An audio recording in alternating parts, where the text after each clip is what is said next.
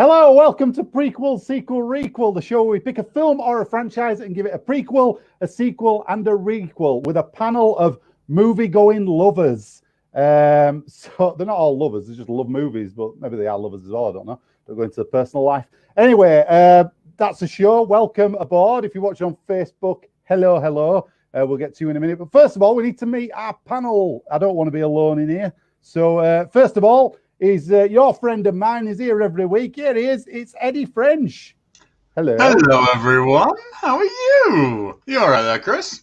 I'm all right, except about all our gigs going downhill and getting lost this week. I didn't need that in the same week as the US election. Just a lot of sort of cascading stress and unnecessary stuff. So let's have some fun on a wild and rainy Monday night in November. It's absolutely chucking it down in the UK. We're all Leeds area, so it's absolutely chucking it down here. Yeah, that's it. So other than that, I'm well. How are you? Yes, other than that, other than the catastrophe of the week, that's fine. Yeah, we're probably all going to get washed away. This will be a giant flood. If we just get away with being washed away, then I think we've all done very well out of life. It'll be horrifically washed away. We're not going to get away with it. It'll be all like, oh no! I don't know why we started the show on this, but no, I don't either. Why do we ask each other how our week's going every time? We should just go, I've had a shit week. Let's move on. Right. Yeah. Speaking of shit weeks, she's your friend of mine. There she is. She's here every time. It's Natalie Smeaton. Natalie Shitweek Smeaton. Sorry about that. And also, for your information, Chris, we are all lovers. We just don't invite you because you spoil it. Oh, yeah. Hello. I turn up and go, lovely party. And you'll go, kill the mood. Yeah. And when you come in those different costumes, it's all a bit weird, Chris. You always expect us to comment on your novelty tie as well. It's just yeah. Sorry about your intro, Nat. I don't know what I try. You always do it. I try to link things without a link. You know what I mean? That's it's not good enough. Next time. How's your week been? It's been all right. A little bit stressful because we're having to close all the shops down. So there's been a lot going on. But other than that, it's been all right actually. Are you closing all the shops down? Me, I'm just individually going around to every Lush shop and shutting it. That's why there's 50% off Lush for the next 5 seconds. 4, 3, 2, 1. Gone. Missed it. Grabbed yourself a bargain. Yeah. Right then. So, shops are shutting down. We've lost all the kids. Anyway, let's keep it cheery and light. Welcome on Facebook. Join us. We always have a guest every week, and this week is no exception to the rule. We've got a lovely guest here. What can I say about this guy? He's an old friend of mine from college. He didn't want to come on the show, but I forced him to gunpoint. He sounds like a good friend. He is a great friend. He's let me say, he's a songwriter. He's a singer. He's an actor. He's a writer. He does it all. This guy. Is it Johnny Depp? It's not Johnny Depp, but it's Johnny Depp. Lost his case today. He did. It's not Johnny Depp, though. It's good old Nathan Webb. Hey! There he is, look. He's doing his own work. Oh, sorry, guys. I'm just doing a bit of writing. I'm such a writer. Jesus. Self-writing. Hi, guys. How are you doing? How's it going? Are you all right? I'm all right. I'm dry. I'm COVID-free so far. I've had a shit week as well. Yeah, man. But hey, I'm alive. Did you like your intro? And so far, I'm in a unique position to enjoy the fact that Trump's not won yet. So, it could be all right. Lovely could work. be all right for now. Hey, let's keep politics out of it tonight, guys. We all know what's happening, and we all know there's Trump. I can't struggle, but all right. Supporters in as well. We all know that. What? Oh, yeah. I didn't say I supported him. I said he was fit. Oh, sorry. Yeah. Before the show, I felt like a laugh. So I put Trump's speech on before the show to get myself geared up for a laugh. It was good. Enjoyed it.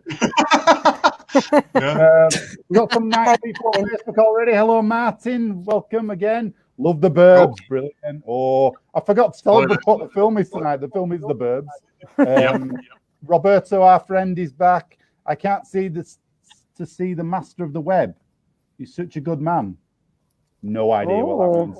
He'll give you a nickname, so you're the master of the web now, Nath. I'm just taking that as my official welcome to the group. You've done so much better in the past, Roberto. I will say that. My goal is sore, but I have written a song for you, Kat, and I will sing it soon. He's wrote your song now. He's written me a song, yeah. How lovely is that? It is lovely, but he also wears Gola off at Market. Yeah. And they're making his feet sore. That's what you get for wearing cheap trainers. Yeah. That's true, yeah. I wouldn't know about that. Invest a little bit in your shoes, because, you know, the only thing between you and the floor is worth it. If I get pretty job shoes, I live on a hill. So do I. Well, we're coming to yours than mine. Shame you don't live in a house. Oh, he just lives on a hill. There you go. Bit of back straight away tonight. We've got. Lummy thought I was in your caravan, didn't you? Austin Rigo, wrong room, zooming swingers. No, my friend, you're in the wrong one. As always. Never mind. Just let's get through these before we start. Sure, I vote for Roberto as guest next week. He won't come on. He don't exist. If he exists, he could come on. We'd have Roberto happily on here. He might already be here. You're also, and I don't want to reveal too much behind the curtain, but you're in the rare position of us already having booked the guest for next week, rather than leaving it till about a day before, like we normally do. But in this case, we're actually way more organised than usual. That's right. Right then, cool. Lummy puts too much faith in me. He thinks I'm going to be that good this week. He just wants me back the next week, the week after. Just give it a rest, Lummy. I know. He's just not left you alone, has he? Stop using the maiden name. You call me Chris. God damn it. Sorry. You can't use nicknames on here, Webby. Oops. I don't even know what your real name is. When you meet friends of your friends who were friends with them at different points in their life, and they call you different things. Yeah, it's really weird. Yeah. I know it is. Yeah. Wedmund, yeah, we just call him Dickhead. So I might call him Wedmund. I might call him Beej.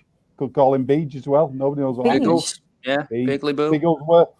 We got them all. We know them all. We got all the names for each other. Yeah. Anyway. We just keep some people think it's weird when a certain group of my friends call me Ed. Whoa. Ooh. Yeah. Right. I mean, how would they even get to that? I mean, it's just laziness. My laziest friends call me my first syllable. Bizarre. Right, we should get on with the show. Good, yeah. Just gonna warm up. We've already done the politics. We've got all that out of the way. Right then, cool. Okay, so if you've not seen the show before, basically our panel here are going to give us a prequel, a sequel, a requel for The Burbs. Tom Hanks, spectacular film. Love it. One of my favourites. Nathan picked it because he's our guest, so he brought it with him this week. So all complaints to him if you don't like the film. Right then, so what I like to do first of all is read the back of the box if you haven't seen this film in a while. I've got a Blu-ray copy. That's how much I love this film. Actually got a copy of this film. Serious. Right, you ready for this? So this is the film if you haven't seen it before and you need a recap. Family man Ray Peterson, Tom Hanks, is looking forward to a week of putting his feet up at home in the quiet, leafy cul-de-sac of Mayfield Place. But his plans are scuppered by the arrival of new next-door neighbours, the Klopeks, whose behaviour and habits are more than just a little kooky. But things go from kooky to downright sinister when elderly neighbour Walter disappears, leading Ray and his buddies to suspect their new neighbours of foul play. Sure, the Klopeks are a strange bunch, what with their digging up the backyard in the middle of the night, but they're not devil-worshipping cannibal killers, are they? If you're looking for a knowing slice of tongue-in-cheek terror, then look no further than The Burbs, a standout horror comedy from a director who has given us more than his fair share of fun frighteners. The Burbs assembles a superb cast including Tom Hanks, Bruce Dern, Carrie Fisher, Corey Feldman in a tall tale of small-town terror. You'll never look at your neighbours in the same way again. Oh. I mean, afterwards, they were all doing NHS clap, to be honest. But right then, so that's the film. Let's get on with this. You know what to do. Can I just put a disclaimer in there, guys? Yes. I think I've made a boo-boo. I've only gone and written my prequel, requel, and sequel about the birds. Alfred Hitchcock's film. Oh no! You and your pronunciations. Let us I'm know only if you're gonna kidding. Ah. If you're going to do a gag, let us know, because then we can prepare. What? Was that a gag? Ooh, slam. Hey, if you're getting near a joke, tell it. I'm only kidding. All right. Webmund. I'll send you a text Webmund. next time. Can I have permission to tell a joke, Lobby? Oh, hang on a minute. We've got to deal with this. Here we are. Yeah. There'll be no mention of Police Academy this week. I guarantee it. We're not going to mention it, except for that one there. Right then. So prequel time. First of all, we're going to go with Eddie first. You get a minute on the clock to pitch as your prequel for the Burbs. Are you ready for this? I am. Away you go. Prequel to the Burbs. It's sort of like a little sub-feature. It's called Vic and Joe in Garbage Inc. There's money in trash, son. Vic Garbage takes in memory box and rule stickler little Joey trash bag. He shows him the ways of the crazy world of refuse and the collection thereof. They clean up all over Poughkeepsie, Flushing, and South Delaware. However, with Joe's knowledge of the rules and bylaws regarding the collection and leaving of waste, and Vic's old hand experience and gut instinct for what really makes crap, they do far better than all the other outfits in those areas, upsetting the union at taking work from other garbage men, which means they get exiled and sent to a little place called Mayfield Place. Terrace. Mayfield. They go to the place in the Burbs. Mayfield Place. Right, okay, cool. Mayfield Place, all right. Mayfield Place, yeah. Right then, cool. Okay, so Nat and Nath, you can ask Eddie a question now about his pitch. Yeah. You go first, Okay. Nat. Ladies first. Oh, thank you, Mr. Webbles. I appreciate that. Eddie, will there be a That's trash? our word, Webbles. Webbles. That's our word. You can't use that. Oh, I'm sorry. Is that your safe word? Yeah. Is that what you're saying when you? I didn't mean to cut you off. Sorry. It's okay. I just wonder if there's going to be a trash montage. Like, is there a section where they're just collecting different types of trash with a montage? And what would the montage song music be? The montage song would probably be... It would be like a reworking of "Stop, wait a minute, Mr. Postman," but it would be "Mr. Trashman, wait, Mr. Trashman, won't you see? Here's some garbage in a bag from me." You know, that kind of thing. I like it. And there'd be definitely a bit where people are holding up different types of rubbish to Joe, and he's like pointing to all the different types of bin because he knows all of the regulations. Because he was like in the Burbs, you see him going, I think you'll find that law 87.72 means that once trash hits the pavement, it is public property, and all that stuff. So he's using his encyclopedic mind of regional and national trash law to dictate what goes where, what has to be taken to a specific site, and what can be put in your regular bins. Will there be any punching of rats? Well, there will be a sequence where there'll be like, it's going to be a bit like Caddyshack, where there's going to be one rat that like proper bothers them, follows them around. So it's just going to be like, I'm running off with like an empty bag of crisps. Amazing. So it's going to be doing that, and they're going to be like, no, it belongs in the museum, which is what he calls the rubbish tip. Okay, that's brilliant. Thank you. All right. Yeah. Have you got a question, Nath, for Eddie? Well, my question is twofold. Unlike Nat, I'm going to tell you it's twofold before I just ask you two questions. Shut the fuck up, Webby. I'll warn you. So, my first true, question yeah. is, since you picked two masters, especially of the Joe Dante cameo, who they're only in it for 2 seconds. Who, first of all, will there be any cameos from other people? Yes. Cameo in this movie. There'll be a lot of people. All of the Joe Dante cameos who aren't Joe and Vic will be seen putting their bins out. Oh. Sort of in different characters, so they'll be sort of putting out, and I imagine that you might be able to see sticking out the top of their bin a reference to another film that they've been in, Yeah, like some Gremlin cereal or something. Bit. So it's not like a Kevin Smith film where it's sort of quite gratuitous and sort of the point of the film, but it's going to be in there for the eagle-eyed to spot. Mm-hmm. Okay, so like Rodney Dangerfield coming down, taking his trash out, making some trash joke, and then I think Rodney Dangerfield, he'll be like there'll be a wife voice off screen going, "Take out the trash." Go, "I'm taking the trash out now." And all that kind of thing. That's sort of, yeah, sounds good. Like a sort of a ratty dressing gown and like shorts and a vest. Slippers will be like running after it. It'll be slightly late. That'll be the joke. Okay, and my other question was... The trash will get more respect than him because that's part of it, isn't it? He doesn't get no respect. That's his thing. I don't get... Yeah, I don't. I'm not going to do the impression. I'm not mad. I'm not a madman. I would say as well, the other thing I wanted to ask you is, are you planning on using the two original Garbage Men, but in the young, so what they called? I can't remember the characters' name. Dick Miller. Will it be the same guys in a younger version? Robert Picardo. Oh yes. Yeah. Well, I'm gonna film this about 2 years after the Burbs was filmed. So they can young up a bit. It's okay. Yeah, CGI and that. Oh yeah, yeah. Easy. Yeah. Time travel. Brilliant. Sounds excellent. Good. Okay. Excellent. Very good. Okay. Nat, it's your turn next. Your prequel. You ready for this? Away you go. Okay. Lieutenant General Super Duper Mark Rumsfeld of the 1st Regiment is on his deployment to Vietnam. He was drafted and couldn't wait to get hold of a gun and start shooting things. And shoot he does. Trees, cars, sandwiches. Nothing is safe from Lieutenant General Super Duper Trigger Boy Rumsfeld. This platoon soon realised, though, that although he loves firing his gun at almost anything, he hasn't yet shot the enemy. They confront him after a particularly vicious firefight where he only shot at the enemy's hats rather than the enemies themselves. He admits at this point he's a lover, not a fighter, and even though the gun makes him feel like a man, he can't actually have the heart to kill anything. He's honourably discharged and ends up in the Burbs. I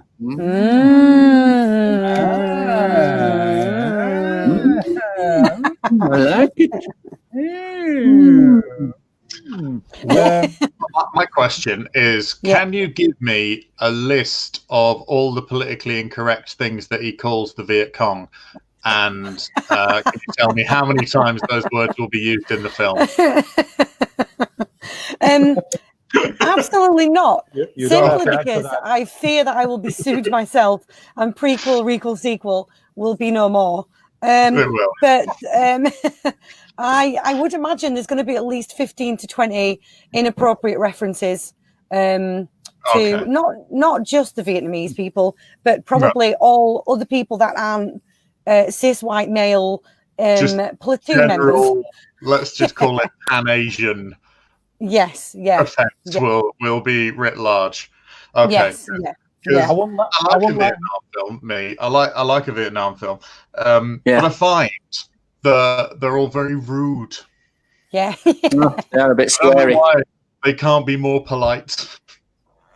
Yeah, they're a bit scary. The other thing that gets me about Vietnamese war movies is until I didn't realize that America actually lost the Vietnam War until I was about 24, because in the films they never tell you how it ends. They never tell you that, we actually lost and we had to go home. It just makes it out like they won. It just shows them going, doesn't it? They never go. Yeah. See ya. Let's not talk about it. I don't want to talk about it.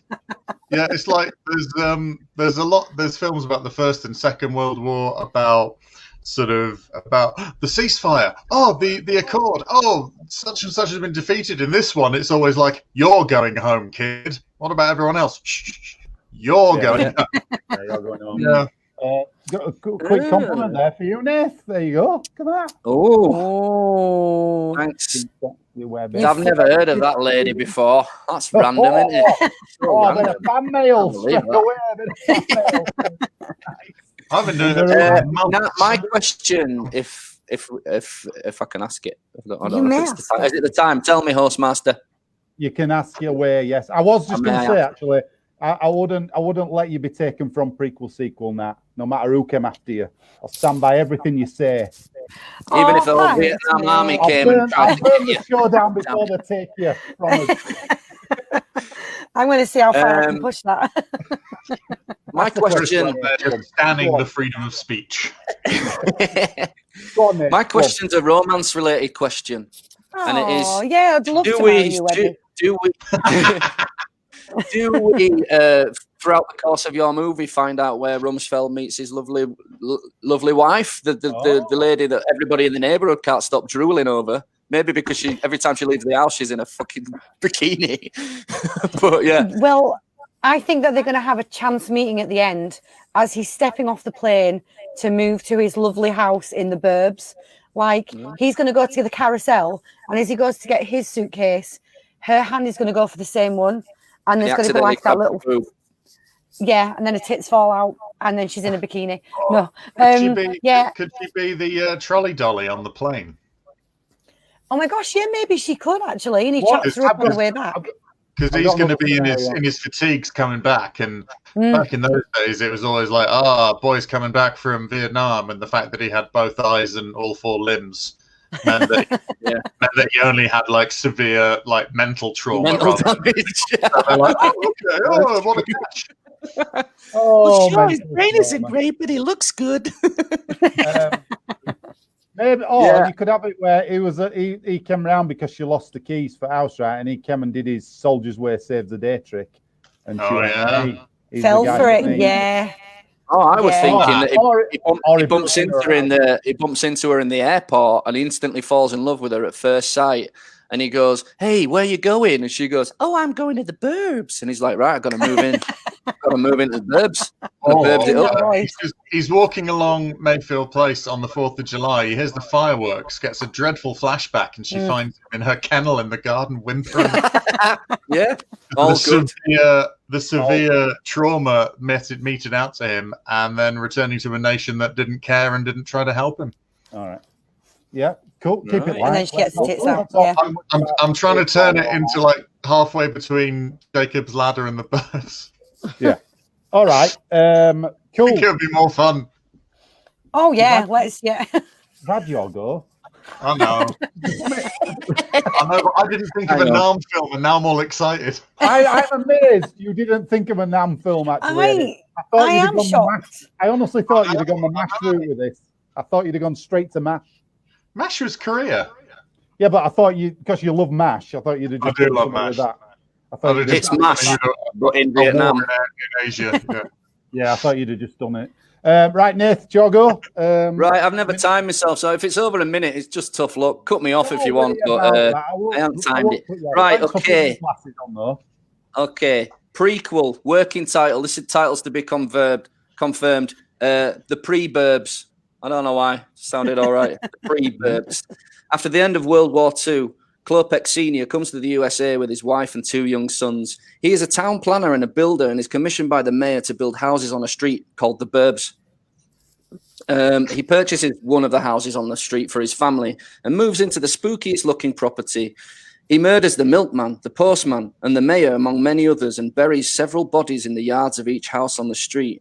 This goes on for 40 years until his wife, now pregnant with their 3rd child, discovers his crimes one day when a giant murder furnace is delivered and installed in the basement. She confronts her murderous husband one night as he's firing up his new furnace. Klopek admits to everything, telling her that he ordered the furnace as he'd run out of places to bury people. He tells her she is next, now she knows his secret. There is a showdown in the basement. Mrs. Klopek pushes Klopek Sr. into the furnace and he burns to death. Epilogue. Here we go. Unfortunately, Mrs. Klopek dies during childbirth, leaving the baby to be brought up by his 2 brothers, now each in their 40s and with sinister intentions of their own. On his 8th birthday, the elder brothers catch the young brother trying to burn the neighbour's dog in the basement furnace. It goes horribly wrong. The furnace explodes and burns down the house. They all survive, but they have to leave town to find another Burbs. All right. Wow. Okay, Eddie and Nat, you can ask questions for Nath then. Mine's mainly about maths. Am I to believe that a woman in her mid-60s fell pregnant? You tell me you saw the movie. Explain why the two older brothers are clearly 50 years older than the young Cletus brother. I mean, it's a massive age gap, so I thought I'd work with it. He's their son. He's one of their sons. I thought they were all brothers. No, because he says it's my nephew, the first one who opens the door. Okay, well, my attention to details is lacking somewhat. I thought they were brothers. I've written it. I was confused. Well, to be honest, I should have checked with Lummy because I was confused on the relationship. I just assumed they were all brothers, and that for some reason they had a really, really young brother. The Walter Matthau-looking one points at the Deliverance-looking one and refers to him as his nephew. Oh, right. Okay. Well, I've made a massive boo-boo then. It's still a good idea. Don't you worry. No, it was fine. I was just slightly confused as to the timescale. But that's okay. I mean, to be honest, if it did turn out that they were brothers, that would add an extra twist onto it when they go, hey, let's crack on, he's one of our sons, because otherwise it explains why he's quite so special. Yeah, maybe that's yeah. Twist. I'm gonna presuppose that he is actually their brother, and the Klopek guy who said he was his nephew was a fucking liar. Well, they were lying about everything, weren't they? You can't trust them, the Klopeks. They are unreliable narrators. I mean, they didn't say out investment they did, so yeah. You know. If I learned one thing from this movie, it was don't trust Klopeks. Yeah. Trust Eastern Europeans. That's what you think. Yeah. Right, Nat, have you got a question? I do have a question. So you mentioned that he ordered a murder furnace, which I love the sound of. So do we see the murder catalogue he ordered it from, and what were the other things in the murder catalogue to make a murderer's life easier? Well, he had to have it specially commissioned, so there wasn't really a book he could order it for. He had to phone up the engineers, send them his ideas. They sent him a design. Murder furnace. It's the most boring bit of the story, to be fair, because we don't want to watch them designing a murder furnace. Yeah, I'm looking for a murder furnace. Oh, you do? Yeah, my name. This is what I wanted. Klopek. I wanted a murder furnace, and then I wanted there to be other murder things that maybe they offered him half price because he was buying a furnace. Oh, if you're buying the furnace today, you can get a good deal on Axes, something like that. Stop trying to upsell me. I just want the furnace. Everybody's done a little bloody Americans. I want to do one. Hey, furnace.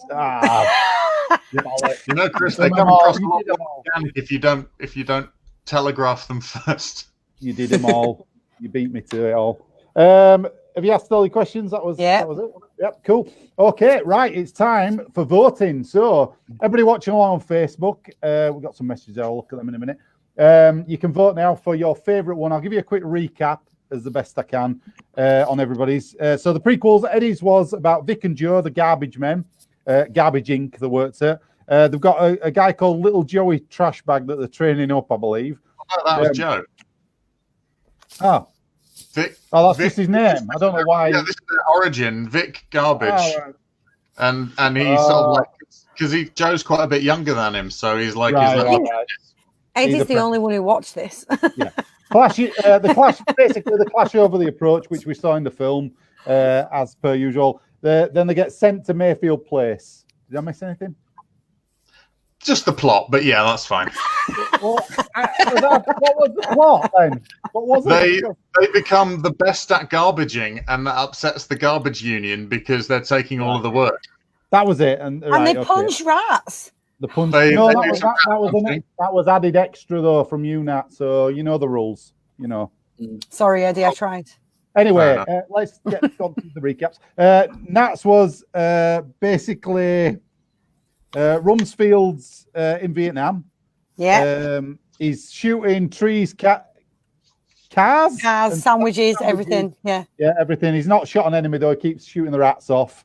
He's a lover, not a fighter. He gets honourably discharged and ends up in the Burbs. Yes. With his fit wife. Nath was called Pre-Burbs.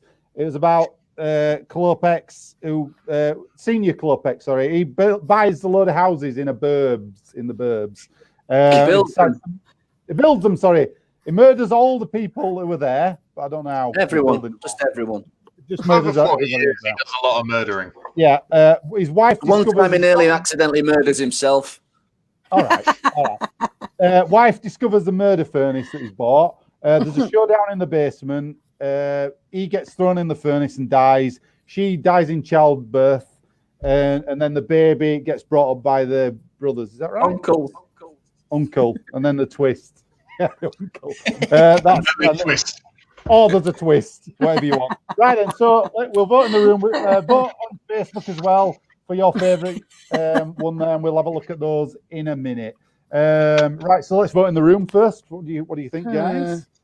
I'm going with Natalie because it's the Vietnam film I forgot to write. Thank you, Eddie. Yeah, I'm afraid I'm with you there because you can't beat a good Vietnam film. I think it's got a lot of potential, especially with the. I mean, we're better to have a slapstick comedy than in the middle of the Vietnam War. Exactly. Yeah. Brilliant idea. Although I do appreciate that Eddie's is the potential for cameos alone in Eddie's is noteworthy. Mine is a lot more fan service than it is a piece of cinema. Yeah, I'm really struggling. Grouch in it or something, I'd probably watch it. I'm really struggling because I love a murder furnace and I love punching rats. So now I don't know who to go for. But I think if you're really pushing me, I'm going to vote for Eddie. Well, thank you very much. I'm sorry, Nathan. I'm going to vote for... No, I'm all right. It's all right. It's all right. I'm going to vote for the... I'm going to vote for Nats as well. Oh, thanks, guys. Yeah, the Rumsfeld thing got it for me. Right, let's have a look then. Vote online then from Facebook. Let's have a look what we've got. We've only got Roberto voting. I vote Master of Web. His story reminds me of what Martin Cameron would do in his basement. He will copy this, I am sure. Good. Have we got any more votes on Facebook? There's people watching, so I don't know where all votes are. I'll close the voting in a minute if you don't vote. Oh. Let's read some more comments just in case. Martin Cameron, Christmas #1, Eddie Cap, worse than sausage roll song. Oh, it can. I will be Christmas #1, my son knitting on the guillotine. You leave me knitting on the guillotine. Doom, doom, doom, doom, doom. Martin Cameron, what does tits mean? What? Sounds very much like you. There's no more votes coming in. There's people watching. How can I be here but not here? What's it on? I'm here. Right. Oh, we got another vote. There we go. Yeah, she's not biased, my missus. Oh, all right. Unbelievable. Nat's niece always comes in and votes for her every single time, so don't worry. We deal with. Maybe not this time. Not this time. She's not here. Bother if it was every single time, we'd have more viewers, Chris. I meant every single time she comes in, which is. Oh no! Oh, there was that one time that she betrayed me and voted for Eddie. Yeah, that's true. Oh, yeah. Well, let's crack on, shall we? And Nat, you've won that round. Well done. Thank you very much. Thank you, chaps. And, you've got to pay Joe later. Right, then we're going to move on to the sequels. It's still everything to play for this. Everything to play for. Everything. Absolutely. Everything to play for tonight. So what are we playing for? Playing for prizes. For about another hour. You're playing for a place on the leaderboard. Prestige. You're keeping track of the scores. I've got my book here with every. Ask me. Yeah, that's true. Ask me who won. Ask me in one of old episodes who won. I can tell you instantly. Lost Boys. Yeah. Right. Nat won the first round, then Phil won both the second round and the third. See what I mean? Look at that, how quick with that. System works, man. System works. Don't diss the system. Like Carol Warderman. Writing things down that you invented. Roberto's going to send us some money. Yeah, we got PayPal, Roberto. Do you want each of our PayPals or just? Yeah, I'll send you it. We'll divide it. He's not going to. Don't fall into his trap. He's not sending us anything. He'll send you a message going, "Hello, it's me, Roberto," like he did, and it scared me that time. Anyway, we're going all the sequels. Turn me into a waiter. Yeah, it's me. Yeah. Right, Nat, you're up first. This time. Mix it up a bit now. Yeah. Same order every week, really. Yeah. I'm going to start you a minute on the clock, even though it means naff all. Away you go. Okay, thank you. Ray and his wife, disturbed by the incidents of their neighbours a few years ago, decide to move to Hawaii. There couldn't possibly be anything sinister about a beautiful tropical island with sunshine and blue seas. Or can there? Disturbed by his neighbour's insistence for standing under his garden sprinklers and constantly drinking or pouring water on themselves, he begins to think that there is something going on. One night he sees them flooding their basement and suddenly neighbours start going missing. Upon investigation, Ray finds out that his neighbours are actually murderous sharks and outs them to everyone at a neighbourhood barbecue. There he is hailed a hero, but he never recovers from the scars. The sharks are driven back to the sea and he remains in the burbs. That's it. Okay. Right then. Okay. Questions then for Nat? So many questions. Yeah. I mean, the shark got me by surprise, I will say. Yeah. I didn't see that coming. Yeah, I think, yeah. Which is how sharks operate. I was going, oh yeah, sharks, and then I just stopped. I don't even know if she had an ending. I lost it at sharks. So can I ask you, sharks, right? Are we talking rubber, CGI, or people in shark suits? Man in a suit. Okay.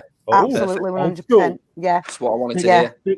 Bits in the Joe Dante school of filmmaking as well. That okay? Yeah, they're gonna have shark.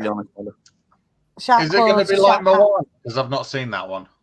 No, nothing like that. No fun songs.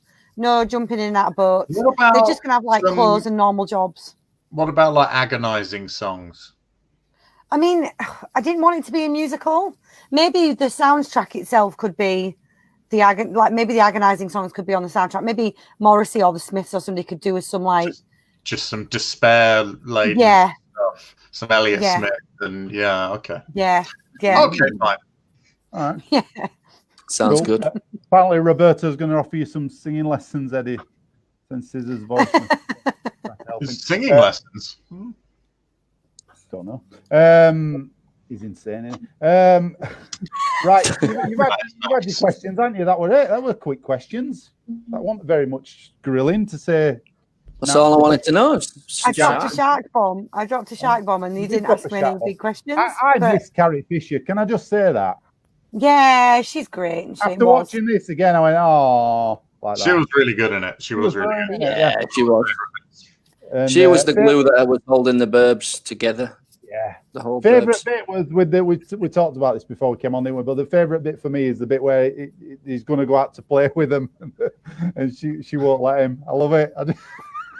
It is a good bit, Ron. It's brilliant. I love it. I know. Yeah. And then they're kicking the floor out there because like little kids are like that. And then he looks over his shoulder and he like kids. Hilarious. Yeah. Why don't you and Carrie Fisher get a room? Was this before or after Big? I think it was after Big, wasn't it? Oh, after. Oh. So they already knew that he'd already done his big work. He'd done his big work.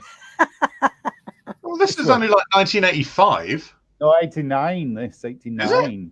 Yeah, it's 89. I don't know where I got 85 from. I do apologise. Stop making shit up, Scissors. Yeah. Yes, all right. Oh, so now we know it's Nat who's Roberto. Wait a minute. I'm going to put a tattoo on the screen. Oh, my God. He was in the room all along. He's in the stream. Okay. Right. Roberto in the stream. That is what we...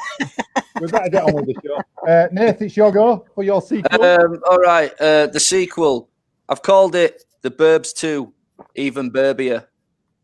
Directed by Joe Dante. I don't know if I'm supposed to tell you all this. Directed by Joe Dante again, because if it ain't broke, don't fix it. 30-some years after the events of The Burbs, now older and divorced, Tom Hanks lives in an old people's home Well, that's what I said about him fighting in the film. I were worried, so I just followed that line of thought through. They got divorced, and he lives in an old people's home built on the site of the Klopex destroyed house. Hanks keeps waking from fever dreams of Klopex being evil and a fat man eating all his food from his fridge. The visions become darker and darker until one day Hanks snaps and sets out to murder the people who now inhabit his old street, including a middle-aged deadbeat Corey Feldman, who still spies on the neighbours, but now it seems way creepier due to his age, and the fat neighbour who haunts his dreams. He kills the fat one by force-feeding him ribs and cereal until he chokes to death and replaces Feldman's weed stash with deadly nightshade. As he murders his way through the burbs, things reach fever pitch one stormy night in a storm. He infiltrates the heavily armored back garden of the army guy neighbor, capturing him in his own backyard bear trap, or so he thinks. The army guy reveals that he has Hanks right where he wants him, and Hanks is shot through the head by the army guy's wife, who positioned herself on the roof with her husband's sniper rifle. The army guy dies from blood loss through an ankle wound. Being the last member of the original Burbs alive, Wendy burns down the Burbs and drives off into the sunset into a new future unobscured by sexist alpha male husbands and nice guy murderers. The end. Wow. That was dark. Wow. I mean, it took a turn. It did. Right. Questions, go for it for Nathan. I'm regretting leaving the shark out of it. What can I say? Okay, 'cause, well, if you'd put a shark in, I'd have got lost again and not caught the end. Wow, so many questions. Okay, I don't know where to start. I'm actually really shocked that you made Tom Hanks such a vicious character. Tom Hanks has proved time and time again he can act. He can act anything. He can act a kill. He's acted so many good acting things. You know. He's acted like acting stuff. I don't think he's a great one. He's a fine actor, and I think he could pull it off. So is he going to do? I want to give a bit of work to Corey Feldman as well. I feel bad for him. He needs it. Yeah. Is he going to do all this in a pair of comfortable slippers and corduroy slacks? Yeah, man. And his dressing gown. He'll keep the dressing gown from the first movie. Yeah. Wow. Yeah. For the fans. Just for you, just for you, you'll be there. Oh my God, is that City? It's the same dressing gown. But he won't notice until he's watched it like the third time. That's what will happen. Will Carrie Fisher be present just to roll her eyes at him every time he says something? Well, they're going to have to CGI her into it like they did with that awful Star Wars movie because she's gone now. But I think they could do it. They've got some footage, haven't they? The Star Wars movie. The one where she... Hang on, which one are we talking about? Rogue One. Careful. Not that one. No. The one where she died and floated out the window and then into space. That one. Last Jedi. Yeah, I can't remember which one. The CGI doing. Let's not open a can of Star Wars on this episode. Sorry, yeah, you're the expert. All right, then. My question is, what Police Academy film is your film most like? I'd say 7, the one with the shark. Oh, right. Oh, I'm back on board. 5, and you know it. That's sorry, yeah, that is 5, isn't it? Where he shoots the shark's head off. No. Goes, we talk about 5 every week on here. We talk about Police Academy 5 every week. And it was supposed to be a Police Academy free zone. But now we're on it again. Assignment Miami Beach, where Tackleberry pulls his gun out and points it at the shark's nose and goes, "Leave the swimming area now, mister." That bit. Anyway. It is a funny film, though. It is a funny film. Burbs is a funny film, though. It's a smash hit comedy. Yep. There you go. Don't believe everything you read on a DVD box. Yeah, because we've read the Howard the Duck DVD box. Yeah, we've had that mistake. That is not a truthful box. Howard the I'm Duck very, box. very, very glad that I didn't get that one assigned to me. Mate. They were full of lies, the whole film and the DVD box. They should be ashamed of themselves. Anyway. How many times did Lummy mention that little lady from Howard the Duck is in Back to the Future? Did he mention that? Never. He was too traumatized. I never said it once. Let's get. What have you asked all your questions for Nath? Yeah. Yes. Good. Okay. Eddie, it's your turn. Your sequel. Cool. Yes. Away you go. my sequel is called Road Trip. So Ray, Carol, and Dave Peterson, after the events of the Burbs, have had enough of Mayfield Place, and they feel like they could do with a change of scene. So they look up some other comfortable-looking suburbs. And they move into a lovely little place called Elm Street. Except the problem is that Dave keeps on having bad dreams and wetting the bed with all blood out of his face. So, having not settled in there properly, they move to Wisteria Lane. But unfortunately, this leads Carol to start drinking loads of wine and gossiping about covered-up secrets with the rich women who live on the road. They then decide that they're going to leave there, so they try one last time and move to a lovely place called Evergreen Terrace. But everyone seems kind of jaundiced and as if they were way past their best and used to be a lot more fun and interesting to be around, and now these days kind of a bit shit. So in the end, they realised they were not appreciating what they had, and they moved back to Mayfield Place. Okay. Right, got it. Right. Yeah, questions then. Nat and Nath. Nat and Nath sounds like a sitcom. It is a sitcom. Coming Nat soon. and Nath. Nat and Nath is filmed in front of a live studio audience. Nat and Nath is below Chris and Eddie. Nat, you go first. My brain is empty of questions. So I'm a huge fan actually of Freddy Krueger, and I'm glad you brought Elm Street into that. That made me happy. Do we get to see any Elm Street murders? Any what? Any Elm Street type murders, or does he survive even though he's got blood coming out of his face? Like, do they survive? I mean, he gets a bit mauled in his bed, but he's a bit quiet. He doesn't really explain to his mum and dad what's been going on because. Do any of his little friends get picked off? Oh yeah, well, basically what you see is this rather funny bit, right? Because he's there with like visible sort of claw marks in his face. He's and his mum's telling him that it's fine, probably just one of the poppers off his duvet cover. But you can see out of his window across the street, there's the silhouette of Freddy like proper stabbing a kid in the skull. But it's like so it's like a funny bit in the background. And he's there going, perfectly fine. Well, you got to keep it comedy. Yeah, exactly. Yeah. Joe Dante going, come on, it's got to be funny. So you're going to be putting. So there's that kind of thing. So yeah, and so yeah, so he gets a little taste of it, but he's not one of the. Obviously, he doesn't get murdered. This is a comedy, and he's one of the main characters. So he gets a little bit mutilated and traumatized, and but not dead. No. Oh, goodness, no. Then they move to Wisteria Lane, and he can look at the saucy Latina one in a bikini in the garden, so he's fine then. Fair enough. Gets over it. Yeah, over the attempted murder by looking at. Kids are resilient. Kids are resilient if you don't coddle them, Nathan. If you coddle them, then obviously he's gonna want participation trophies.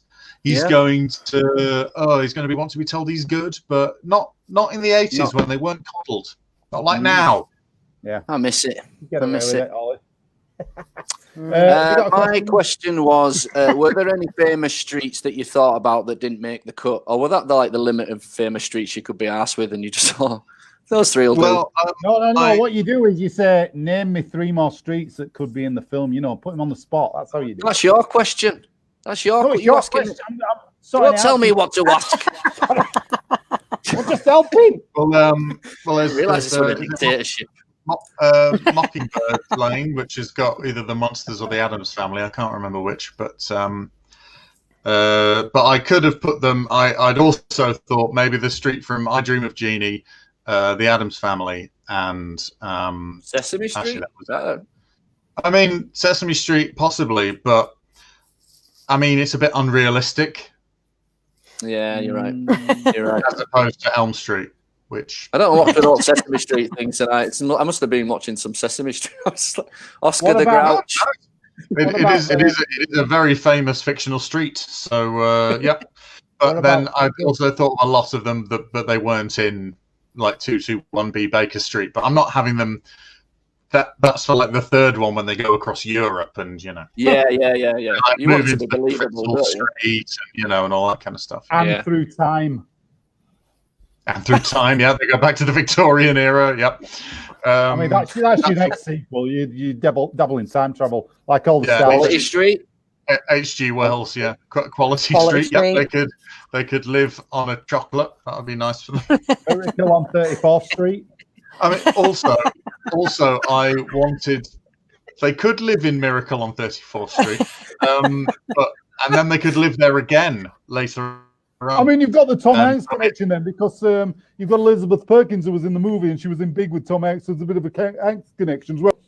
That's true, but I did want it to be nerd. But I wanted it to be a 90-minute film, like The Burbs. So I thought 3 good, solid, because then you've got like 10-15 minutes intro, 10-15 minutes at the end, and then you've got a good 20 minutes in each location. I'm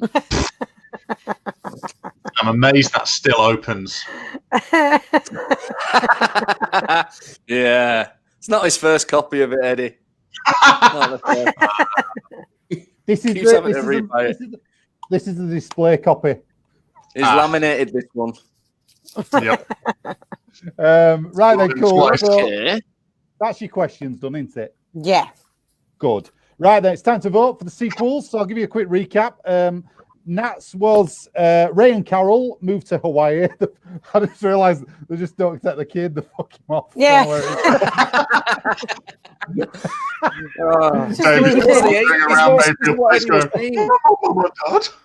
You could get away with that in the 80s. Just leave it. He left a note. Leaves a note under his door like he did in the film. Like moved to Hawaii. Yeah.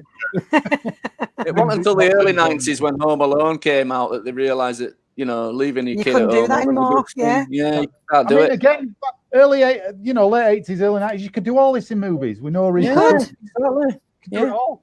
You could blow up a neighborhood and accuse somebody of murder with no repercussions. Anyway, Ray and Carol moved to Hawaii. They suspect the neighbor or something, like, what's he doing? And he floods his basement, and it turns out he's a murderous shark.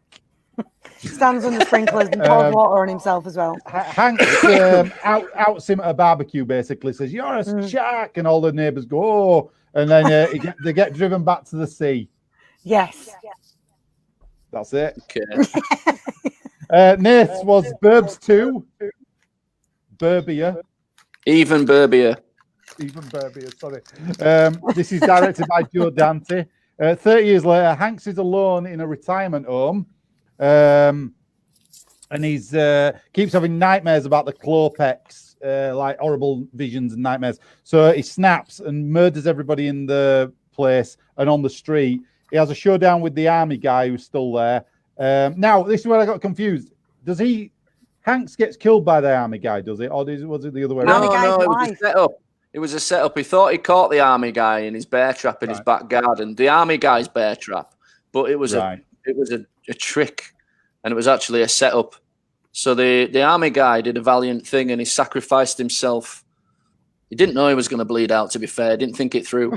But he did. He bled out, and his wife was in position on the roof with a sniper gun, one of his guns. Shot out through the head. Brains out. Yeah. Got it. And then she burns down the house. Yeah, because she's just pissed about the whole thing. I want to waste the time. Right, cool. Okay. Eddie's was a road trip movie with Ray, Carol, and Dave. The move to Elm Street. Kid starts having bad dreams though, so they decide to move again to Wisteria Lane. That don't work out, so they go to Evergreen Terrace, and then they realise they had it best where they originally was, so they move back to the Burbs. Right, cool. Or to Mayfield Place. That's it. Yeah. Right, vote in the room, and we'll vote online on Facebook as well. Get your votes in.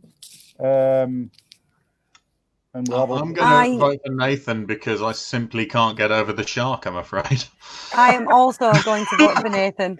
Oh. Yeah, I like how dark Nathan's went. Like, I enjoyed that dark turn. You know what? Yeah. I'm going to vote for Nathan as well because I could actually see him making it. And I usually go by what I think they would make, and they probably would do that. They'd get Hanks back. They'd go, get him in a retirement home. It's a Joe Dante film as well. Look at Gremlins 2, for Christ's sake. You know. I'm going to let you in on a little secret of mine. I'm going to vote for Nats because, as Lummy knows, I'm terrified of sharks, but I'm also... Me too! I'm really fascinated by them as well. So even though they're there and they're swimming around on the screen, I can't stop fucking looking at them. I'm same. So freak me out. I think even though it's probably a crap film, the shark thing's won me. All right. Won me Thank over. you. I'm not sure which of these films we've suggested would be real winners, in all fairness. All right, let's have a look at the votes. We've got Martin. Come back. Here we go. Vote for Nathan. Oh, very good. There you go. Roberto as well. I vote for Master of Web. Master of the Web. Quick to catch your eye. You'll make a lot of wild claims, Roberto. I don't know if these are... She is mouthy. She don't know what you're talking. She is mouthy. No, it's a bit of him burning her house down that I was questioning. Oh, yeah, that bit. Yeah, not whether she's mouthy. Ozzy! Can't do it.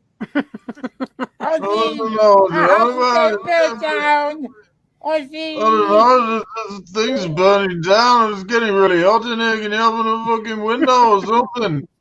Tremors, Lummy. Tremors, yeah. Well, that Tremors was has my got choice. 60 sequels, so it's a bit hard. It does, yeah. That's what you said, but lots of horror films have got far too many sequels. It's really hard to find a horror film without. That's why we've done so few.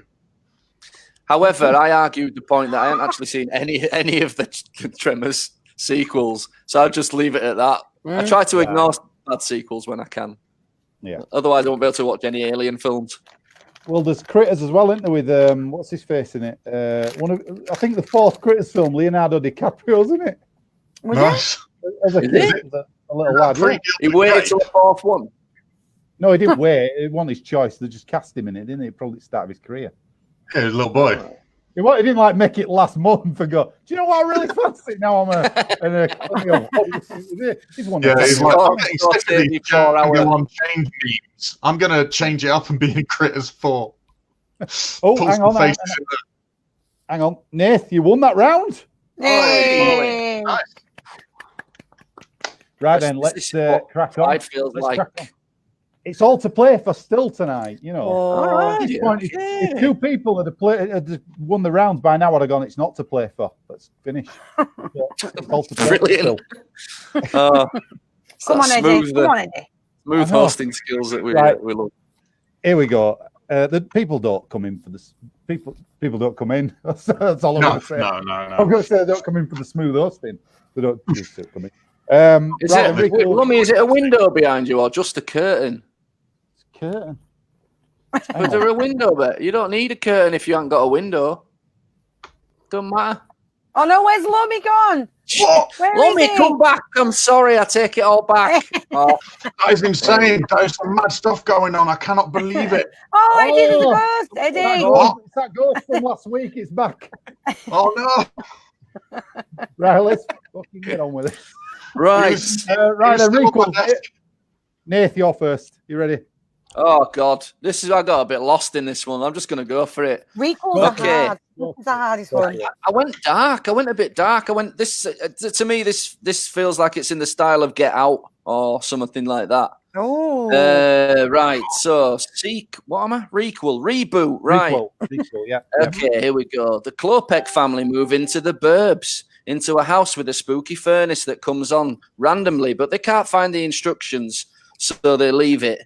They sense the neighbours in the area are very hostile and suspicious because two of the Klopeks have played serial killers in other movies, and also they are Jewish. They keep seeing people spying on them, but something always happens to make them doubt it. Like the curtains will twitch a bit as if it's a man behind it, but it's just bullshit. It starts to feel really racist, but they can't call it because everyone is so not racist to their faces. But whenever they go out to do an errand, they come back to discover things have gone missing from the house. And one time someone leaves a poo in the toilet that's not theirs. Spoiler alert, it was the fat one. He ate too many ribs, some pies, and a multi-pack of almond magnums, all from other people's fridges. And this, combined with the sweet adrenaline rush one gets from a break-in, he couldn't hold it in. The Klopeks find strange shapes in the walls, doors, floors, and roofs in the exact outline of a fat man. Someone staples a bagel to the door one day and stuff like that. It all comes to a head, and the Kopecks confront the neighbours and the lead racist one stormy night in a storm. Dr. Klopek, who's played by Dustin Hoffman, says, "I'm so sick of you racists. If you're going to kill us, just get on with it." The lead Nazi racist guy says, "Wait a minute, we thought you were doing the murders." Klopek says, "Well, we thought you were going to kill us all and you hated Jews." The lead racist says, "Nah, we were freaked out by your murder furnace, and we were just simply trying to sneak around to find some bodies. Oh my God, it's so funny that you thought we were going to kill you." Everyone in the Burbs, in the whole Burbs, is laughing so much. Klopek says, "Oh, so you weren't going to kill us and you don't hate Jews." Everyone in the whole Burbs keeps laughing as the camera pans out, slowly ending in an aerial view of a big map. The streets are in the shape of a swastika. The clues were there all along, but only visible from the air. Shit. I've confused myself. I'll be honest. Yeah, I followed all that and I wrote it all down word for word. We'll get to that in a minute. Have you got any questions for Nate? I am just confused and scared. That's all right. It's basically. I can't think of anything. I just kept thinking of Marathon Man every time you said something. Have you seen Get Out, Chris? Have you seen Get Out? No, I've not seen it actually. It's very, very good. I do recommend it. Yeah. When I've missed, I'll watch it. I mean, it might have made more sense if I'd have told you I cast. I cast as the Klopeks. I cast Dr. Klopek as Dustin Hoffman, and Ruben Klopek as Anthony Hopkins, and Cletus Klopek as is Channing Tatum, because he's so young, because he's so much younger. So I think that's why I put in the thing about the serial killer thing, spooking the neighbours. But yeah, it didn't make much sense. But there you go. You assumed that we knew. Yeah, my thoughts. Who you'd cast, right? Okay. Yeah. I should have read the cast out first. Hang on a minute. Have we got questions for him, or are you just? I can't think of a single one. Neither can I. Perfect movie. There you go. Yeah. Who's going to direct it? There's your question. Jordan Peele. Oh, good answer. Do you know what Jordan Peele said? That after he's done the reboot of Candyman, it was the Burbs that was going to be his biggest. He's going to do Twilight Zone, Candyman, Burbs. Hey, you know for a fact he'll love this movie because he loves all Joe Dante stuff. That Gremlin sketch. That Gremlin sketch is good. There's some deep cuts in that. They obviously love it. Yeah, yep. Oh, he's a cinema guy. He's a film guy. He'll love this film. I guarantee it. Anyway, right. So no more questions, Your Honour. Let's move on. Eddie. Okay. Rest. Yes. Your requel. Where you go? My requel. Whilst I wasn't blown away by this film, I did enjoy it. I hadn't seen it before, and so obviously there wasn't a nostalgic aspect to it. But there's only really one thing that hangs over it for me that doesn't quite make any sense. So I would keep it the same, but I would just add a scene or two where we explain how Ricky, played by Corey Haim, who could be 14, could be 30, we really don't know, it doesn't tell us, lives alone by himself in a massive house with no parents or any mention of them, and just routinely throws parties for people and gets pizza delivered and stuff. Just explain that plot hole that really bothered me when he's hanging out drinking beer with the adults as if he's one of them and they don't seem to mind. I'd like that just tidied up, whether he's a proper cool 14-year-old or just a young-looking 30-year-old. I don't mind which, as long as I know. Yeah, so how are you going to do that then? What in your reboot? What are you going to do? We're going to put in some scenes. Either have just a couple, like a couple the same age as Tom Hanks and Carrie Fisher, driving off, going, "Now we're trusting you to look after the house for this 2 weeks while we're away visiting grandma, etc., etc." And can you paint the house? That kind of thing. Yeah, exactly. So you paint the house and we'll trust you. Something like that, some sort of parental clause. And then they get back and he goes, "Mom, Dad, you won't believe what happened." Oh, you'll never believe it kind of thing.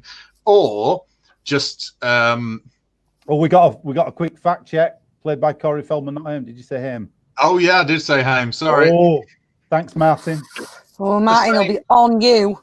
They're the same. Ooh, aren't I the lucky boy? So Corey Feldman, beg your pardon. That or just have some conversation of like, hey, Dad, how come that guy? I'm not disqualified, Roberto. Let's have. He's just claimed in the comments that I'm disqualified.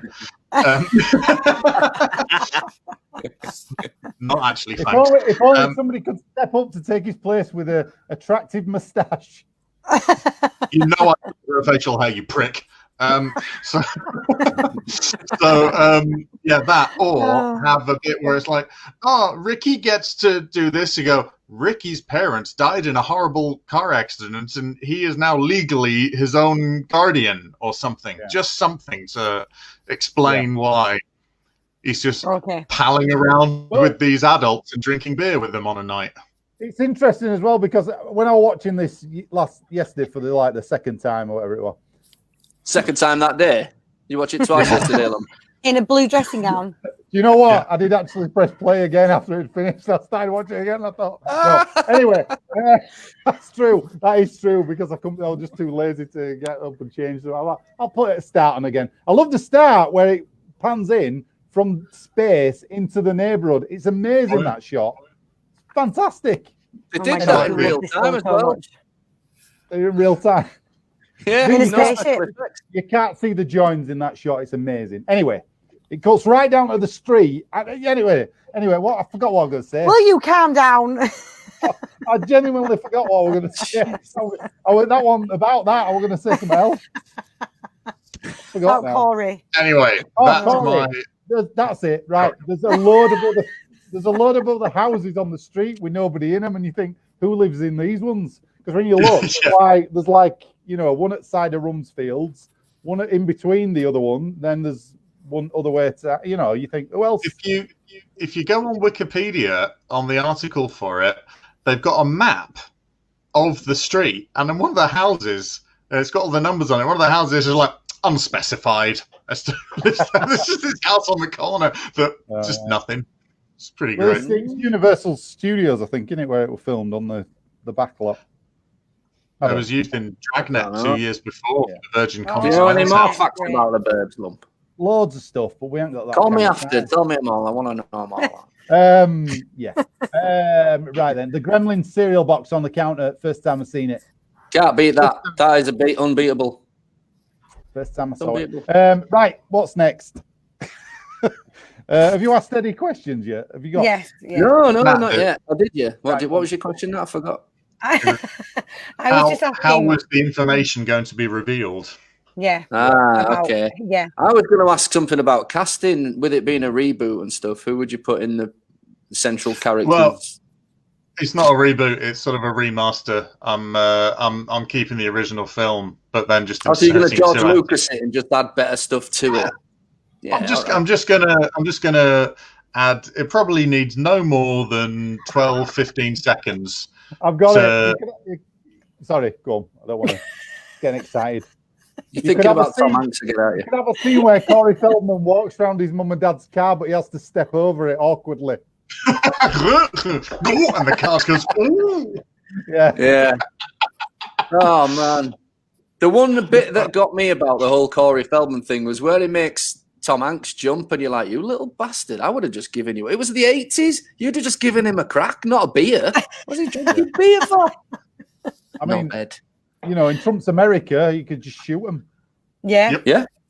Yeah. I mean, that's it. If it was made now, there'd be too many stand your ground laws. That means the moment anyone went, even that dog, first thing, early doors, that dog, boom, they'd all be dead. Everybody would be dead in that neighborhood apartment.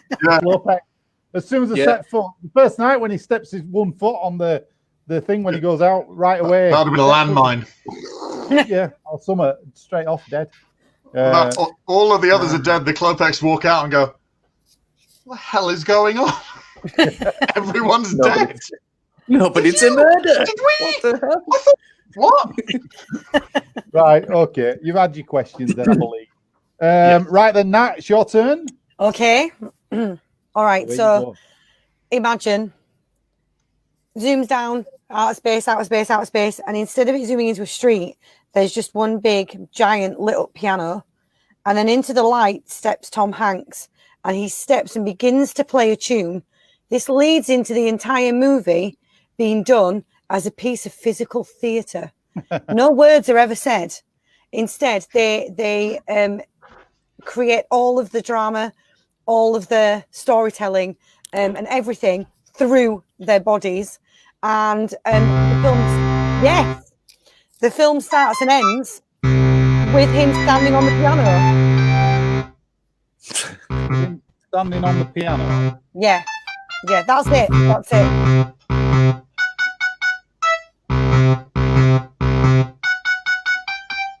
All right. All right. Like it. Cool. Right then. Yeah, that's it. That's it. That's all I want. Questions for Nat? What style of dance are we just talking? Are we going Fosse? Are we going for a more Dadaist approach? Are we break? Are we breaking? Are we breaking? No, I breaking. I just do you want it to be breaking? I do. I don't want anything breaking. I want it to be like quite a traditional contemporary dance piece, like a good 3 hours, retelling of the Burbs through contemporary dance, and I want Tom Hanks in it, whether he likes it or not. And you want him there under duress? Yes, yeah. I want him to always have that look in his eye, like he's being forced to do it. Yeah, so you've got the actual original cast in then, not just Tom Hanks on his own. The original cast, but there's no scenery. It's just one big dark stage with that piano on, and they just dance it and occasionally play bits of it on the piano. Are they going to be in sort of skin-tight black unitards? It's you pervert. Is it because you want them in skin-tight black unitards? I'm just saying that is the costume of contemporary dance. Because Chris does. I think you're not technically allowed to say unitard anymore. It's on PC. Is it? No, you are. You are. Oh, you are. Okay. Leotard's all right as well then. It depends how well you know Leah. Hey, but can't we call it Okay, what would my question about that be? I don't have a question. Give me a ticket. Get it before hours. That's my question. If you want it before hours, we can do an extended director's cut for you. Yeah, absolutely. Yeah, cool. Yeah. Okay. All right. Okay. Sounds interesting. I'll give you that. Well, I didn't realise you could just make some crazy shit up instead of a bunch of stuff that don't make any sense. Like, do you know what, Nathan? When you get to this, doing as many as I've done, you just make crazy shit up. Sharks, contemporary dance. Martin said Club X the musical. Same idea, really. Clog dancing. They'll make anything into a musical though now, so I could see it. Why not? They were going to do Goonies musical or that. Burbs. And then they went Back to the Future musical. That's supposed to be good. That's the thing. Yeah. Right then, so you've done your requels. Let's have a recap for you voting on Facebook and in the room. So Nath's was here we go. So Clopex. Can I just say I've seriously overcomplicated it because all it really was supposed to be was a reversal of the Burbs. So instead of the people who live next door being the bad guys, the whole of the Burbs is the bad guy. That was the idea. I hadn't executed it very well. Why don't you just say that then? I should have done. I thought you actually had to put like I don't know, right? I told you. I said countless times. Nathan, did you watch any of the things that we've done in the past? Eddie once did kind of time. That is Eddie what I did wrote one for of the these, recall. right? Eddie did one of these where you have to write 4 pages of nonsense. When Eddie did Howard the Duck, Eddie essentially did the same idea with Howard the Duck 3 times. Okay, next time I'll just go whatever the film is. Subverted the expectation on the last one, actually. Now, hang on, let's calm down. The last one was a weird Fisher King suicide thing. Yeah, it was weird. Let's try and explain this. Right, so go on, Nathan. Clopex arrive and they've got a spooky furnace in the basement. They realise that the neighbours are hostile towards them because 2 of the Clopex played murderers in other films. Everything seems a little bit racist towards them because they're Jewish. Your words. It turns out that they find a poo in the toilet, and they find shapes of the shapes of a fat person in the house. You know why that's in there, don't you? Because the bit that was the one bit where the plausibility of the Burbs lost it for me, where the fat man fell through the roof of the shed and there were a perfect outline of his silhouette on the roof. I was just like, this is fucking stupid. I didn't really understand. So I just had this idea of them trying to sneak around somebody's house, but every time they do, they make a man-shaped hole in the wall. And then right. That's silly. fine. That's fine. That Silly. makes sense. One of them's played by Dustin Hoffman. And then I wrote Marathon Man. And then I wrote, when it zooms out at the end of the movie, there's a giant swastika. All the houses are in shape of a swastika. Yeah. I like your image. I like your image there. I like that. Yeah, if they'd have had a helicopter, they would have known. I don't like swastikas. I mean, I like your imagery. I'm not anti-Jewish either. I love a Jew. I love a good Jew. You know me. I do. But this, so for the purposes of the movies, a good Jew, do you? Oh Lord! Wow! I didn't know this was going to go this episode. I thought we were going to be a light-hearted trip down Mayfield Place with the Burbs now available on Blu-ray. I was going to ask a final question in Yiddish, but I don't think that would be appreciated, would it? Yeah. Joe Dante, if you're watching. Sponsored by Joe Dante. I love the idea that if Joe Dante were watching, he'd still be watching by now. Yeah. He came on earlier and went, no. He's waiting for you to email him, Lummy, with the most plausible idea from this. Got a great idea for a sequel. I can see him actually making it. I can't believe nobody did a Gremlins crossover. We'll get to that in a minute. Right, okay. So that was Nate's idea. We got that with the swastika flying out at the end. There you go. Eddie's wants to know about why Ricky is there on his own in the house, basically. What's he doing there? Why is he living alone? How's he got the money to afford an house like that? All that business. And he wants to insert a scene where it shows the parents leaving or something to explain it like that. George Lucas have fired. Nats was basically a piano on the stage. Tom Hanks walks in like a drama studio setup, starts playing the piano, and the whole film is reenacted as a physical theatre piece with the original cast. And then it finishes with Tom Hanks standing on the piano at the end. Yes. Like big, I guess. Yeah. Can he do the big thing at the end? No. This is the Burbs, Chris. All right. Yeah. You keep your heart and soul to yourself. Well, somebody's just lost a vote. Right. Okay. So get voting on Facebook then, please, and we'll vote in the room. What do you think? I'm going to vote for Nathan because they were so detailed and so clever that he gets my vote for that one. I'm going to vote for Nathan as well. I believe that historically the Jewish people have suffered enough, so I'm going to vote for I'm going to vote for myself because fuck you guys. Can't do that. You just got two votes. Just want to win so bad.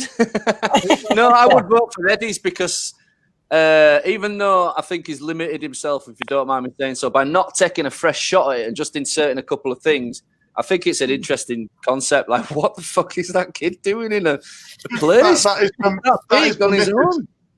Yeah. And if you notice in that scene where there's a scene where he's on the porch and he's painting with all the different pots and none of the colours match. He hadn't finished painting any of it. If his parents do come home, they're going to be, what have you done? What have you done to this place, Ricky?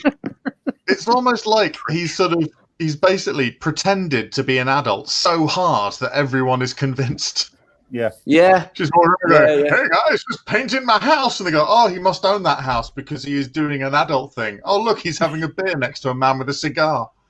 Despite the fact that he's clearly like, he doesn't appear to have a pube on his entire body, does he? Even though he's 25 when he made this movie. He just looks, he's very. I don't know. He was pretty modestly dressed for most of it. Not in the deleted scenes. Vote for Kat from Musical Abilities. Thank you, Roberto. Much appreciated. Okay. Oh, Martin. Vote for Nathan. Oh, it's all to play for. Is there any more votes? Does Master of Web now disqualified due to trying to vote for him? Scissors disqualified. We do the rules, Roberto. Thank you, Roberto. I didn't mean to offend you, Roberto. I can't. Roberto sits and watches this on his computer, but from a massive umpire's chair that he's got in his. Yeah. In his Oh, living yeah. room. I love the fact that you're all disqualified except me. You're Thank not. you, We're Roberto. not out of order. You're out of order, Roberto. You're disqualified. I'm new to this Roberto guy, so you guys obviously got a bit of history there. But Hey, me and Roberto were like that, all right? We're No, I'm not besties. slagging him off. He sounds like a lovely guy. I like a mustache. I've got mustache envy. I can't grow a mustache. I like a mustache as much as the next Magnum PI. New Magnum PI don't have a mustache. The new series of this is Magnum PI. ridiculous. I watched the first episode and I went, nope. What? There's a new series of Magnum PI. Wow, Yeah, Andy terrible. Don't have a mustache. You think the only thing you keep from Magnum is his mustache, don't you? That's his trademark. What about Higgins? That's his He's a purist. He's a purist, aren't you, Chris? I am. That's his costume. Ferrari mustache, Higgins. Go on, I'll let you have your Higgins. Anyway, don't you? Really confused. I'm not Yeah, arguing. don't argue with him. Don't you argue with him. Argue with me. I'm not arguing with him. I'm just. Don't argue with him. Don't. Back off. It's not an argument. I just told him. Stop arguing, Jesus! I can't bore up. It's going crazy again. Can't bore up. Oh, I bet you can. I bet you can. If you say that's He a handsome strikes me as a guy moustache. that loves to be buttered up. Yeah. With his mustache. He is a chef, so. Right then, let's have a look what we're doing. Right then, with 3 votes, Nath, you're the winner. You've won that round. Which means you've won the overall show tonight. Yay! For somebody who doubted he'd be able to come on and do this, your ending Beginner's got a luck. bit weird. Beginner's Well luck. done, Webby. Well Nice done. one. I'm not going to try that next time. I'm just going to go like that. There's my answer. There you go. Next time. Interesting.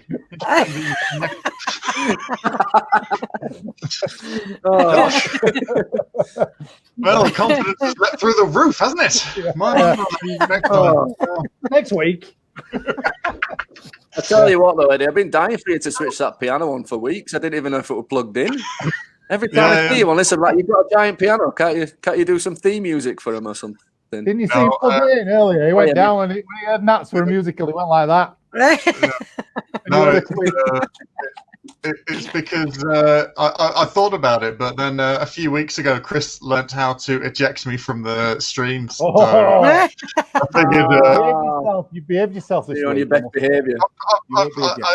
If I behave, I get to sit in the front with Chris. But if I'm naughty, I get moved to the back. And Matt gets to sit next to Chris. Show you what happened. Look. I know. I Missed you, man. I feel so clever up here. Oh, Matt is in the. I'll get caustic in the back. Don't be on a power trip. You know. Salt to play. Doesn't feel so good. Doesn't feel great, does it, Matt? It doesn't feel great. I'm power mad now. If Roberto were in here, just think how many times I could remove him. Oh, we should let him come in. I'll just take him out all the time. Once would be enough. That's just Come in, Roberto. Next week, I'll send you a link. You can come in and we'll remove you. Offer it. Offer him the chance, the big chance. The big chance. Put his money where his Put his tap money where his mouth is. Put your mustache where your mouth is, Roberto. If we were to set up a Patreon, would you pay for Chris to eject you from the room in a brilliant, like it's like asking Noel Edmonds to gunge you in the early 90s? That's why he got cancelled for gunging people on it, Noel Edmonds. No, he got cancelled for killing that man. That's true. It's true. I didn't want to say it. You said it. I didn't want to say it, but you are right. Oh my God, that's a complete. I forgot about that. It's not even allegedly. He did kill a man. What did he do? Did he gotcha him to death? I thought no, he bungee. It was a bungee jump on it. He bungee jumped to his death. Jesus. Oh dear. As far as we know, he wasn't directly responsible. But... No. Well, no, but I need a bit of context now. I need to. He bungee jumped to death. Noel's house party. A guy was doing a bungee jump and it went wrong and he died. The guy, and it was on Noel's house. Noel Edmonds didn't do it. He didn't. No. He didn't like lift his rope.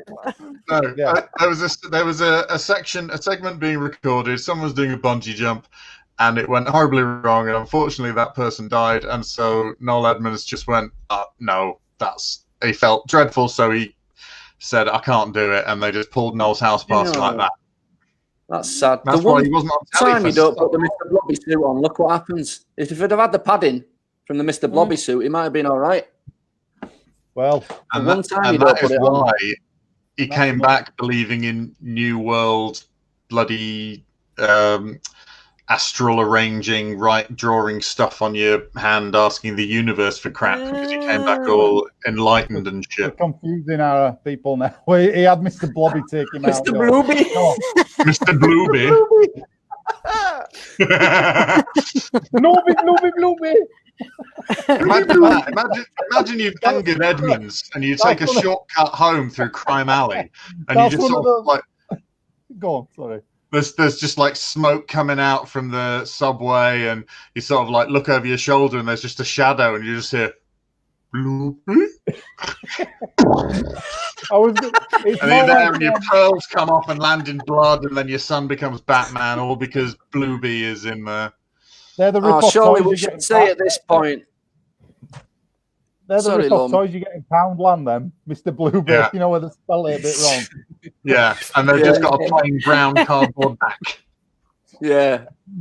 I The blobs friends are with- brown instead of pink or whatever. If can we just say though, if Noel Edmonds is watching this, we know we've got to let him know we're messing around, right? We don't mean to hurt his feelings He or knows. cheapen his pain. He's moving to New Zealand to start up a new television company that he feels is better than all the other ones because he tried to buy the BBC because he thought he could do a better job of running it. He thinks very highly of himself. Anyway, let's wrap the show because we've done an hour and a half. Next week, prequel, sequel, requel, Noel's house party. TV version. Right then. Okay. So Roberta's going to send Noel Edmonds the link to the show tomorrow. Good. Might put it on his new station. Okay. Yeah, we'll have it. We'll be on it. Right then. So Nathan won the whole show tonight. Round of Well applause to done, you. Nathan. Well done. Very nice. Now's the time where we say thank you to our audience for watching as well. Thank you very much. Quick round of applause. And now it's plugging time. So we'll go from the bottom around. So Nat, have you got anything to plug this week? Not yet. I will have next week, but not this week. Oh, what's next week? Oh, you'll find out next week, will you? After Jojo Rabbit. Nat, are you literally plugging That'll be a next week? pre-plug. You're plugging the idea of 7 days from now. I would like to plug next week, thanks. Yeah, you'll have to join in next week. Is it your new YouTube channel or is it something? Maybe, yeah, maybe it is, maybe it isn't. She's been too mysterious. You're not doing next week. Yeah, it's my new YouTube channel.